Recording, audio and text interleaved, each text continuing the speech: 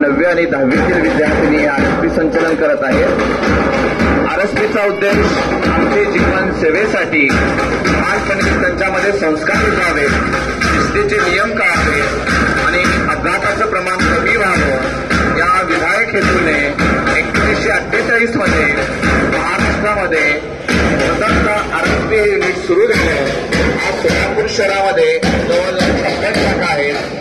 आरएसपीचं नेतृत्व करत आहे मधील गौरी कांडे, सेकंड लीडर आहे शिवांगी गवळी, पाठीमागची लीडर आहे कुमारी पूजा भोसले। एकूण 30 विद्यार्थी यामध्ये सहभागी झाले आहेत। आत्मरक्षा, जनसेवा व देशभक्तीची भावना वापस लावणे, विद्यार्थ्यांमध्ये शिस्तबद्ध रीतीने राष्ट्रसेवा करण्याची इच्छा निर्माण करणे, सामाजिक व सार्वजनिक सेवा कार्य करण्याचा प्रत्यक्ष अनुभव देणे या